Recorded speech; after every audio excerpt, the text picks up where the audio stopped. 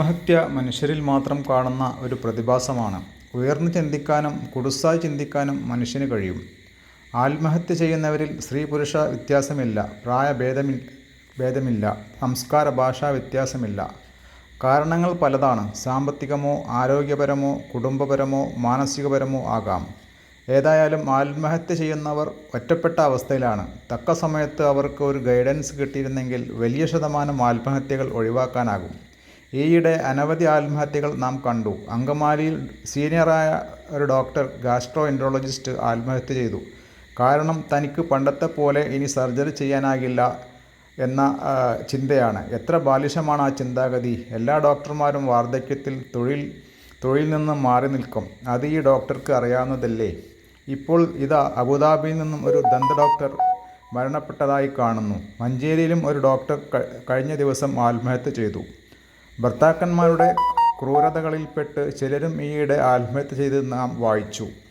ഇതിനെ തടയാൻ എല്ലാ പഞ്ചായത്തുകളിലും വീട്ടിൽ മാസത്തിലൊരു തവണ സൈക്കോളജിസ്റ്റോ കൗൺസിലേഴ്സോ വരണം. ഗവൺമെൻറ് അങ്ങനെ ഒരു പ്രോഗ്രാം ഉടൻ നടപ്പിൽ വരുത്തിയാൽ ഇതിന് പരിഹാരമാകും. മറ്റൊന്ന്, ഓരോ വ്യക്തിയും ധ്യാനം പരിശീലിക്കുകയാണ്. എത്ര സമയം ധ്യാനം ചെയ്യാൻ പറ്റുമോ അത്രയും മനസ്സ് ശക്തമാകും. എല്ലാ ദുർബലതകളെയും മാറ്റി ആരോഗ്യപൂർണ്ണമായി ജീവിക്കാനാകും. ഈ ദിശയിൽ പ്രൈം മിനിസ്റ്റർ മോഡി യോഗയുടെ പ്രചാരണത്തിൽ കാണിക്കുന്ന ശുഷ്കാന്തി പ്രശംസനീയമാണ്. ഇവിടെ പല ധ്യാന ഗ്രൂപ്പുകളുടെയും പരിചയപ്പെടുത്തുന്നു. താല്പര്യമുള്ളവർക്ക് ഇവരുമായി ബന്ധപ്പെടാവുന്നതാണ്. ഇതിലെ ഏറ്റവും നന്നായിട്ടുള്ള ഒന്നാണ് രാജയോഗ. അത് ആലത്തൂർ ശിവയോഗി പ്രചാരത്തിൽ കൊണ്ടുവന്നതാണ്. അതിൻ്റെ മറ്റ് വകഭേദങ്ങളാണ് മറ്റു പലരും ചെയ്യുന്നത്. ഏതെങ്കിലും വിധത്തിലുള്ള ഒരു ധ്യാന പദ്ധതി എടുത്തുകൊണ്ട് ജീവിതത്തിൽ പകർത്തിയാൽ ആത്മഹത്യയ്ക്ക് വലിയൊരു പരിഹാരമാകും.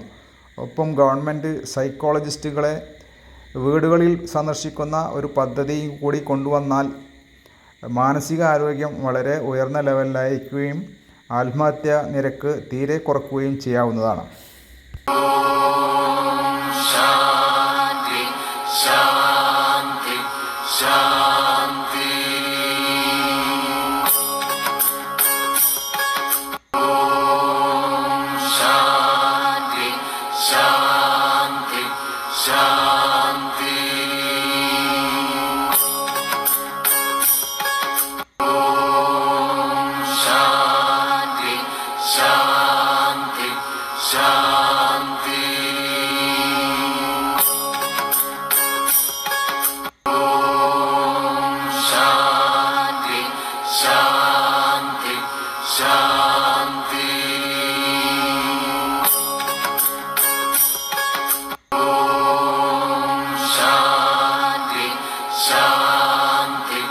Shanti.